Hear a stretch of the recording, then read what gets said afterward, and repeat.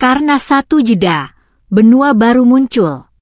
Beda di tengah-tengah pergeseran besar. Ini adalah momen beku di masa lalu planet ini yang terawetkan tepat di bawah ombak. Bagi para ahli geologi, ini membuat mikrobenua Selat Davis menjadi sangat berharga. Jeda gerakan yang tiba-tiba bantu menjelaskan kenapa beberapa bongkahan daratan memisahkan diri dengan mulus, sementara yang lain terpelintir, terhenti, atau menghilang. Tapi ini bukan hanya soal akademis. Dengan mempelajari bagaimana benua-benua terpisah atau terhenti, para ilmuwan bisa memprediksi lebih baik pergeseran daratan, garis patahan, dan aktivitas seismik di masa depan.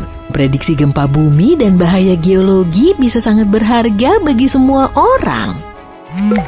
Mengetahui bagaimana mikrobenua terbentuk bisa membantu kita mengantisipasi bagaimana permukaan planet ini bergeser selama jutaan tahun yang memengaruhi segala hal, mulai dari model iklim hingga ketersediaan sumber daya. Tapi kemajuan teknologi yang dibutuhkan untuk penemuan semacam itu pun sangat bermanfaat. Alat yang sama yang digunakan untuk memetakan tanah tersembunyi ini juga digunakan untuk eksplorasi minyak, memasang kabel bawah laut, pemantauan iklim, dan bahkan misi pencarian dan penyelamatan.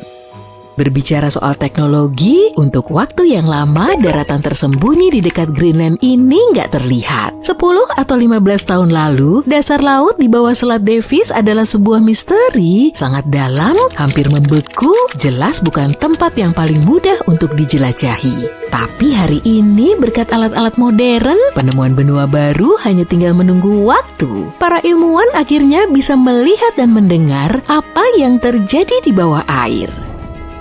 Pertama, mereka menggunakan pencitraan pantulan seismik. Itu adalah metode di mana kapal mengirimkan gelombang suara ke dasar laut dan merekam bagaimana gelombang tersebut memantul kembali. Berbagai lapisan batuan memantulkan suara dengan cara berbeda yang memberi gambaran tentang apa yang tersembunyi di bawahnya, mirip seperti cara kelelawar menggunakan gema untuk melihat dalam kegelapan. Satelit juga berperan dalam mengumpulkan data gravitasi. Hal ini mungkin terdengar aneh, tapi jenis batuan berbeda memiliki bobot yang sedikit berbeda. Batuan yang lebih berat menciptakan tarikan gravitasi yang lebih kuat, dan satelit bisa mengukur perbedaan kecil itu. Alat lain yang biasa digunakan untuk eksplorasi adalah sensor bawah air yang diletakkan di dasar laut dan mendengarkan getaran alami seperti gempa bumi mini atau pergeseran batuan.